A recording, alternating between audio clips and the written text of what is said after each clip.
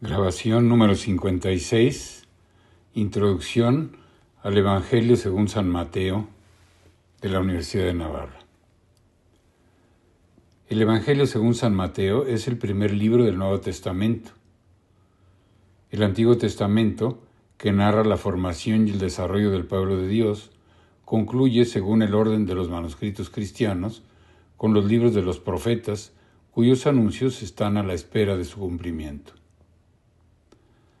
Al comienzo del Nuevo Testamento, el primer Evangelio recuerda constantemente que en Jesús se cumplen las profecías y las demás escrituras, y que la obra de Jesús representa la renovación definitiva de Israel, el pueblo de la antigua alianza, con la formación de la Iglesia como nuevo pueblo de Dios.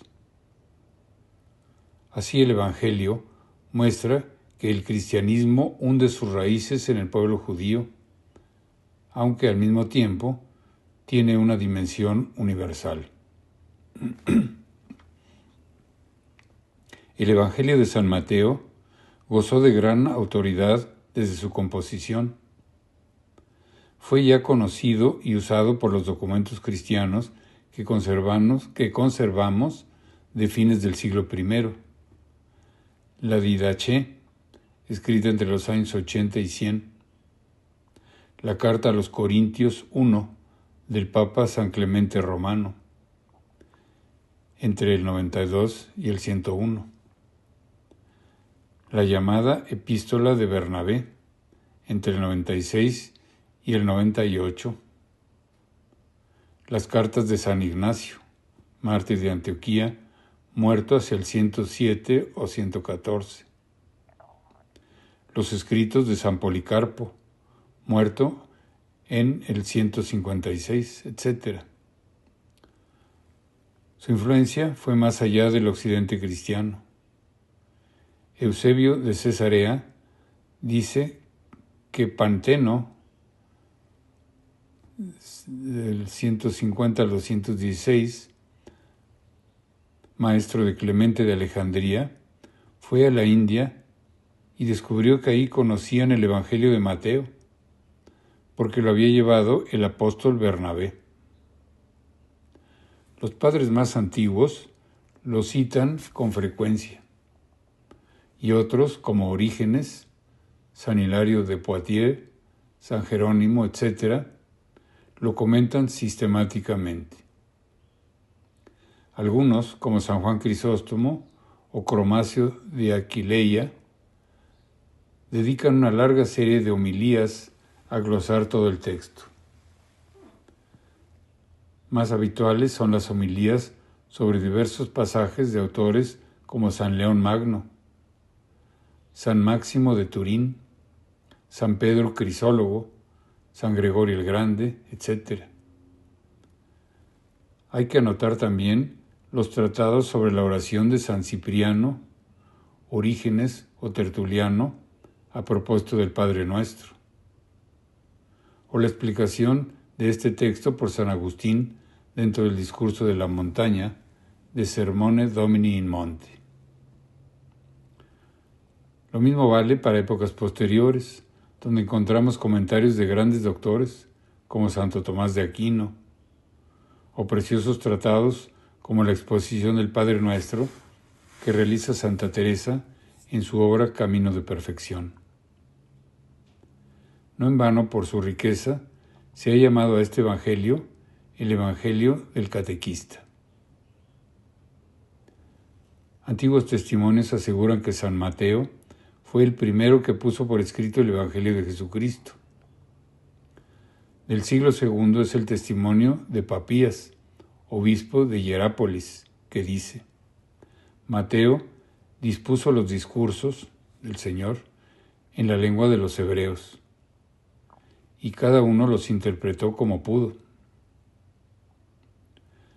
No se ha conservado ninguna copia ni descripción de este texto del que habla Papías, por lo que no sabemos si la lengua a que alude es el hebreo o el arameo. Tampoco sabemos si los discursos que menciona se refieren a todo el Evangelio o únicamente a las palabras del Señor. En cambio, muy pronto se usó como canónico el texto griego. Inciso 1. Estructura y contenido. El primer evangelio es un texto atentamente escrito en el que hasta la misma estructura quiere transmitir una enseñanza. En su conjunto, llama la atención la presencia de 5 discursos del Señor escalonando el relato. Tales discursos se alternan con 5 secciones que contienen relatos de los signos mesiánicos de Jesús. Algunos autores ven reflejada en esta disposición del Evangelio la idea de fondo que preside la obra. Jesús es la plenitud de la ley, Pentateuco, compuesta también de 5 libros. Sin embargo, la trama del Evangelio se puede describir de otras maneras. Como en los otros 2 sinópticos, en San Mateo se reconoce una estructura que, teniendo como centro la confesión de Pedro en Cesarea de Filipo, divide la narración en 2 grandes partes. Hasta ese momento, la acción se desarrolla en Galilea y la predicación de Jesús, que versa sobre el reino de los cielos, la verdadera justicia, la plenitud de la ley, etc., se dirige generalmente a las muchedumbres. Desde la confesión de Pedro, la enseñanza del Señor se destina fundamentalmente a los discípulos más cercanos y hace referencia al mesianismo sufriente de Jesús y a algunos aspectos de la futura vida de la Iglesia. Atendiendo a estos 2 bloques, puede estructurarse toda la narración. Así, la primera parte, que presenta la actividad de Jesús en Galilea, viene precedida del Evangelio de la infancia y de la preparación del ministerio de Jesús. En la segunda parte pueden distinguirse también 2 momentos: el camino desde Galilea a Jerusalén y la actividad y sucesos de la vida del Señor en la Ciudad Santa. Esta estructura general la marca también el evangelista con un rasgo de estilo. Muchas veces, hasta 90, introduce las acciones narradas con el adverbio entonces. Pero solo 3 veces, al comienzo del ministerio público de Jesús, después de la conversión de Pedro y en la traición de Judas, utiliza la expresión desde entonces. A grandes rasgos, el esquema del Evangelio podría ser este. Presentación, capítulo 1, versículos 1 a 4, comprende el relato del nacimiento y la infancia de Jesús. Capítulo 1, 1 a 2, seguido de la narración del bautismo y las tentaciones. Capítulo 3, versículos 1 a 4. El conjunto enseña que Jesús es el Hijo de Dios, nacido de la Virgen por obra del Espíritu Santo, y al mismo tiempo es verdadero hombre, descendiente de David. Es el Mesías de Israel y el Salvador de todos los hombres, que triunfa de donde otros habían fracasado al sucumbir a la tentación. Primera parte. Ministerio de Jesús en Galilea, capítulo 4, versículos 12 a 16. Jesús proclama, con palabras y obras, que el reino de Dios ha llegado. Llama a sus discípulos y convoca al nuevo pueblo de Dios, capítulo 4, 12 a 25. Como supremo maestro, legislador y profeta, promulga la nueva ley del reino en el discurso de la montaña, capítulo 5, 1 a 7. Su enseñanza queda avalada por las obras del Mesías, los milagros que confirman su autoridad, el discurso de la misión a los apóstoles, las acciones de Jesús y sus enseñanzas en parábolas sobre el reino de los cielos, capítulo 13, 1:52, resaltan de un modo nuevo que Él es más que un maestro, es el Mesías de Israel. Los dirigentes religiosos del pueblo escogido, capítulo 11, versículos 16 a 12,45, se obstinan en rechazarlo. Pero los signos de Jesús son tan evidentes, capítulo 14, 13 a 15, que San Pedro le confiesa como lo que verdaderamente es, el Mesías, el Hijo de Dios. Capítulo 16, 13 a 20. Segunda parte. Ministerio, camino de Jerusalén. Capítulo 16, 21 a 20,34. El Evangelio presenta el camino de la cruz. Los dos anuncios de la pasión, capítulo 16, versículo 21 y 17, 22 a 23, y el sentido de la transfiguración, capítulo 17, 9 a 12, indican el significado de lo que va a acontecer. Jesús tiene que ser entregado y acepta su misión, pero también que tras la muerte vienen la resurrección y la glorificación. Esta enseñanza se completa con instrucciones sobre la futura vida de la Iglesia. Sobresale entre ellas el denominado discurso eclesiástico, capítulo 18, 1 a 35. En el camino a Jerusalén, capítulo 19, 1 a 20, otros episodios ilustran diversos aspectos de la vida eclesial, la pobreza, el espíritu de servicio, etc. Tercera parte.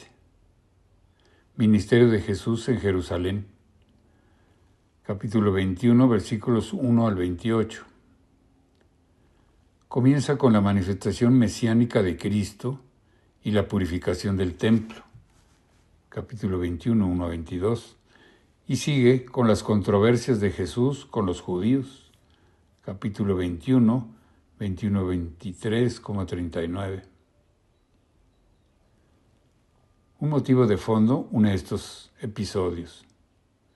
Israel ha fracasado.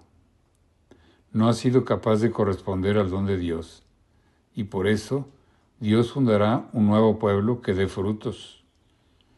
Capítulo 21, versículos 21 a 43.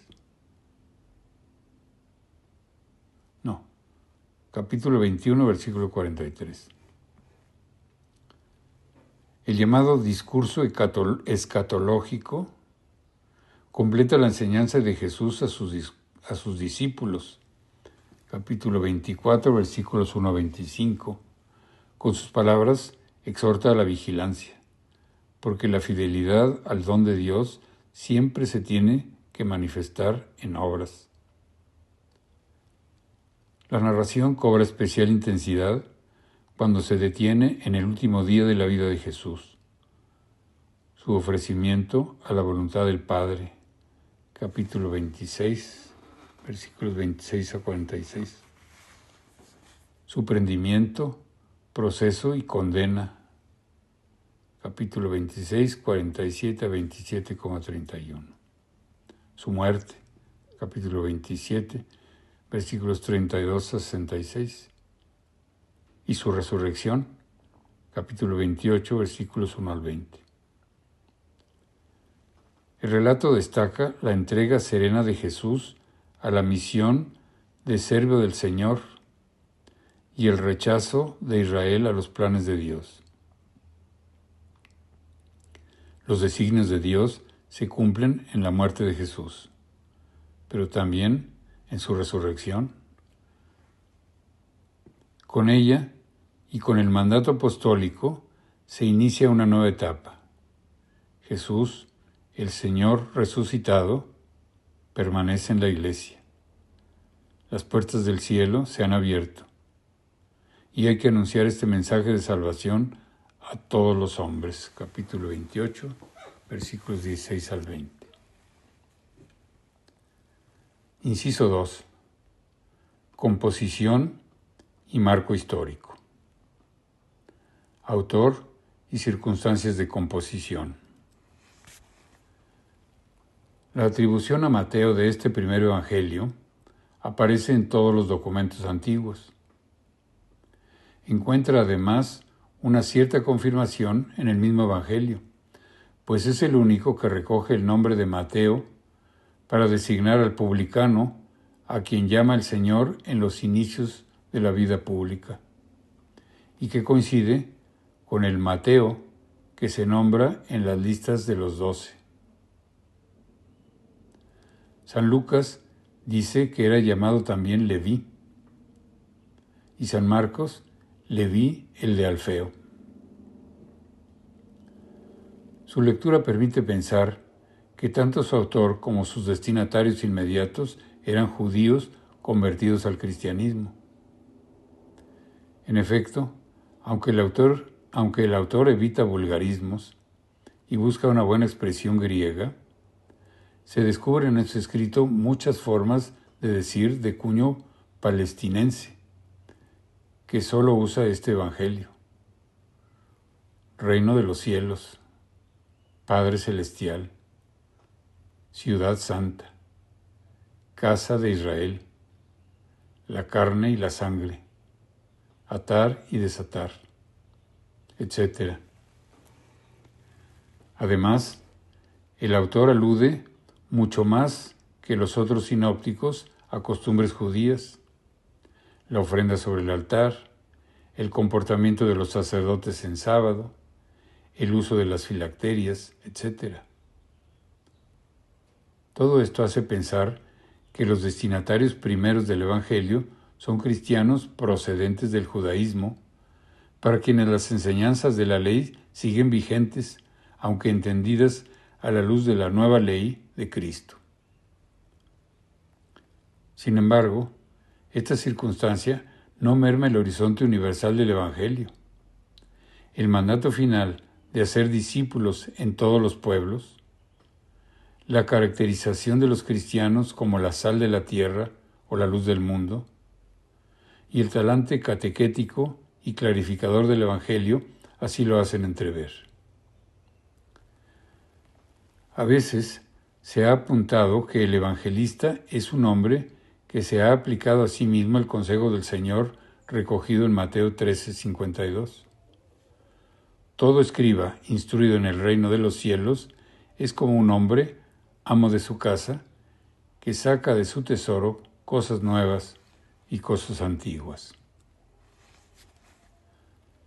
Hay además otras circunstancias que permiten vislumbrar la comunidad a la que se dirige el Evangelio. El Señor advierte a los discípulos que tendrán dificultades en su misión cristianizadora, de parte de los propios familiares, de los gentiles, gobernadores y reyes, pero sobre todo de los fariseos.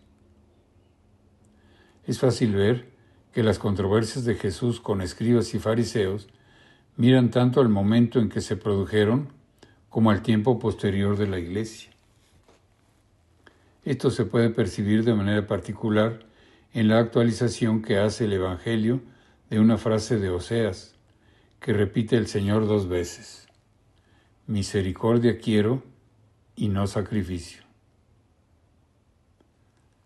Tras la destrucción del templo, esta expresión fue invocada a menudo por el judaísmo palestinense para explicar cómo los actos de misericordia ocupaban el lugar de los actos de culto. Al evocarla en las controversias con los escribas, el evangelista quiere mostrar frente a los fariseos que el sentido de los textos sagrados, incluso el de los pasajes a los que ellos apelan, es el que le dio Jesús. Tales rasgos llevan a pensar que el Evangelio nació en la región de Antioquía de Siria, pues ahí se refugiaron muchos judíos y cristianos de origen judío tras la destrucción de Jerusalén. Apoyaría esta hipótesis el hecho de que San Ignacio de Antioquía, a finales del siglo I, lo cite. La crítica está de acuerdo en afirmar que el Evangelio de San Mateo, en la lengua de los hebreos, del que habla Papías, se debe datar en torno a los años 50 o 60.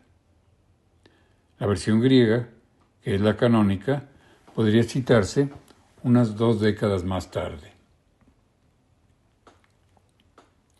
Características teológicas y literarias. El Evangelio didáctico. De lo que se ha señalado, se puede concluir que el primer Evangelio tiene una fuerte unidad, también literaria, en la que cada párrafo, por lo que dice y por las circunstancias y el modo en que se dice, está lleno de intencionalidad. El estilo deja ver el cuidado que el evangelista ha puesto por ser preciso y claro en la exposición de la doctrina. En los relatos de milagros, por ejemplo, frente a la viveza que encontramos en San Marcos, la narración de San Mateo es estilizada, solemne, evitando detalles accesorios, pero subrayando sobre todo 2 cosas: la majestad de Jesús y la relación estrecha entre lo que pide quien lo solicita y la respuesta del Señor. Y ahí encuentra el lector un modo de comportarse ahora con Jesucristo. En lo que se refiere a las palabras de Jesús, el Evangelio recoge muchas expresiones en las que se deja notar la sonoridad de los vocablos, el ritmo poético, de modo que las frases del Señor sean tal vez más fáciles de retener en la memoria y acudan con más espontaneidad a los labios. Bajo este aspecto, puede decirse que este Evangelio es el primer libro de catequesis cristiana. Pero el Evangelio también es catequético bajo otro punto de vista. Contiene ordenadamente las normas que debe vivir el cristiano. Responde perfectamente al mandato final del Señor. Se me ha dado toda potestad en el cielo y en la tierra. Id, pues, y haced discípulos a todos los pueblos, bautizándoles en el nombre del Padre y del Hijo y del Espíritu Santo, y enseñándoles a guardar todo cuanto os he mandado. Y sabed que yo estoy con vosotros todos los días hasta el fin del mundo. Una mirada al Evangelio según San Mateo descubre enseguida que los discursos de Jesús contienen estos mandamientos que los apóstoles deben enseñar y los discípulos cumplir, sobre el modo de rezar, de ayunar, de enseñar, de ejercer el ministerio en la iglesia, etc. El Evangelio de los discursos del Señor se ha calificado así por contener extensos discursos de Jesucristo. A través de ellos podemos percibir las palabras de Jesús y asistir a su predicación. 5 de ellos, el de la montaña, el de la misión dirigido a los 12 apóstoles, el de las parábolas, el llamado discurso eclesiástico y el discurso escatológico, se cierran con una expresión semejante a esta. Cuando terminó Jesús de dar estas instrucciones, hay otros discursos de menor extensión, como el de las invectivas y controversias con los fariseos y los escribas. En todos ellos el cristiano encuentra una guía clara para su conducta, un fundamento para su esperanza y un aliento para su predicación y su actuación en medio del mundo. El Evangelio del cumplimiento. Más arriba se ha notado que aunque el destino universal del Evangelio es patente en el relato, Su ambiente original debe localizarse en una comunidad en la que predominan los cristianos procedentes del judaísmo. Por tanto, aunque el Evangelio trasciende las circunstancias concretas de su composición, es necesario atender a aquellos judeocristianos que fueron los destinatarios inmediatos. San Mateo cuida de mostrar con peculiar esmero cómo en la persona y en la obra de Cristo se cumple todo el Antiguo Testamento, ya que Jesús es el Mesías prometido. Presenta las acciones y palabras de Jesús a la luz de diversos textos del Antiguo Testamento. En su relato se pueden encontrar hasta 150 alusiones a estos textos, de las que 50 son citas explícitas de los libros sagrados. Además, son muchas las ocasiones en las que el evangelista hace notar expresamente que con un acontecimiento determinado se cumplió lo que había dicho Dios por medio del profeta. Pero el cumplimiento del Antiguo Testamento va más allá de que las acciones de Jesús estuviesen anunciadas en él. La ley que Dios entregó a Israel debe cumplirse, desde el mandamiento más grande al más pequeño, y se cumple en su espíritu, no tanto en su literalidad, en la nueva ley propuesta por Jesucristo. Una frase del discurso de la montaña puede resumir esta actitud.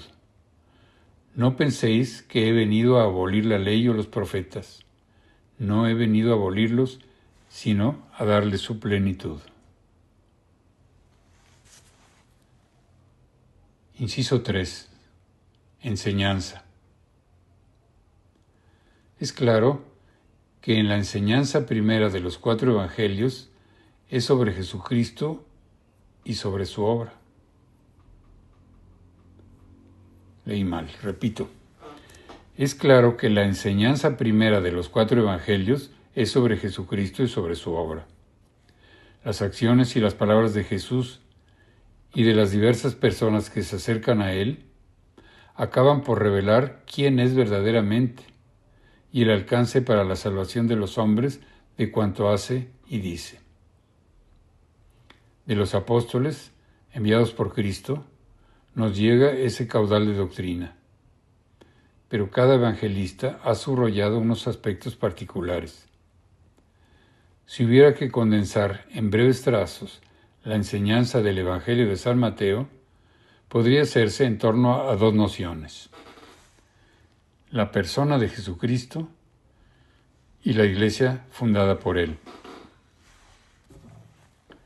Jesucristo. Jesús, tal como aparece narrado por San Mateo, se caracteriza sobre todo por su majestad. Algo así como lo que intuitivamente percibimos en un mosaico bizantino o en un pantocrátor de nuestras iglesias medievales. Hombre verdadero y al mismo tiempo verdadero Dios y Señor de todo lo creado. Estas características se expresan muy bien con los títulos que se aplican a Jesús a lo largo del Evangelio.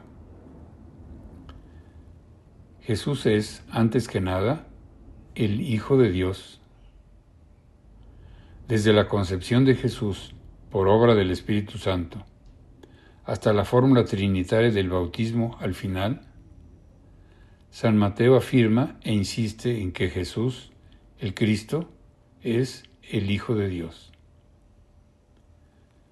Son numerosos los pasajes que mencionan las relaciones entre el Padre y el Hijo. Jesús es el Hijo del Padre, el Padre es Dios y el Hijo es igual que el Padre. Ahora bien, los hombres solo podemos conocer esta filiación divina por el don sobrenatural de la fe. A la luz de esta verdad esencial, todos los demás títulos mesiánicos con los que el Antiguo Testamento preanunció a Jesús adquieren su más profundo sentido. Hijo de David, Rey, Hijo del Hombre, Mesías, Señor. Otra manera de afirmar la divinidad de Jesús es con la denominación Emmanuel, Dios con nosotros. Es el título que tiene el niño desde su concepción. Y una paráfrasis de ese nombre es la que utiliza Jesús para afirmar su presencia en medio de su iglesia. Pues donde hay 2 o 3 reunidos en mi nombre, allí estoy yo en medio de ellos. También al final del Evangelio, en el envío de sus discípulos, el Señor utiliza una glosa de ese nombre para afirmar su presencia en medio de la iglesia hasta el fin de los tiempos. Así como Dios estaba con Israel en el desierto y con los guías de su pueblo, Moisés, Josué, etc., así estará Jesús con la iglesia. Y sabed que yo estoy con vosotros todos los días hasta el fin del mundo. Pero Jesús no solo es el Hijo de Dios, es también el Hijo del Hombre.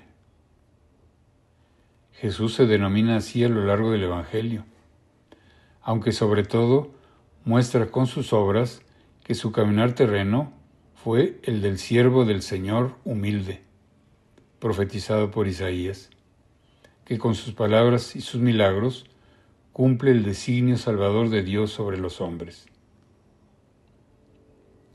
Una de las características del siervo del Señor es el rechazo por parte de sus congéneres. San Mateo contiene enseñanzas y hechos que iluminan en su profundidad y dramatismo el misterio de la reprobación de Jesús, el Mesías prometido, por parte de los dirigentes judíos, que arrastraron tras de sí a buena parte del pueblo. El evangelista va exponiendo de diversas maneras ese misterio, unas veces al relatar los episodios de la repulsa de escribas, fariseos y príncipes de los sacerdotes hacia Jesús, otras al narrar los sufrimientos de su pasión, donde hace ver cómo esos acontecimientos de su vida no son una frustración del plan divino, sino que estaban previstos y anunciados por los profetas y son su cumplimiento. Por eso, advierte el Señor que la promesa de Dios se dará a otro pueblo que dé sus frutos. Ese nuevo pueblo es la Iglesia. La Iglesia. A San Mateo se le ha llamado el Evangelio eclesiástico. Una razón es que fue el más usado en la Iglesia antigua, y otra más profunda, que en él aparece constantemente la Iglesia como realidad. Ya el mismo nombre de Iglesia se encuentra 3 veces en este Evangelio. Además, la Iglesia, sin ser nombrada expresamente así, se percibe en el trasfondo de la narración. Es insinuada de diversas formas en buen número de parábolas, anunciada su fundación y explícitamente expresada en la promesa del primado a Pedro, incipiente de algún modo en el discurso del capítulo 18, vista en figura en algunos episodios, como el de la tempestad calmada, sugerida como el nuevo y verdadero Israel en la parábola de los viñadores homicidas, fundamentada su misión de instrumento universal de salvación en el mandato misional del final del Evangelio. En resumen, la Iglesia está palpitando a lo largo del texto evangélico y siempre presente en la mente y en el corazón del evangelista. En estrecha relación con la eclesiología está la noción del reino de Dios o reino de los cielos, que instauró y predicó Jesús. San Mateo habla 51 veces del reino, San Marcos 14 y San Lucas 39. Pero mientras estos dos últimos usan la fórmula el reino de Dios, Mateo, excepto en 5 ocasiones, utiliza el reino de los cielos. Era este un modo de decir habitual para no pronunciar por respeto el nombre de Dios. El reino de Dios se instaura con la llegada de Jesús, y él mismo explica, especialmente en las parábolas, las características de ese reino.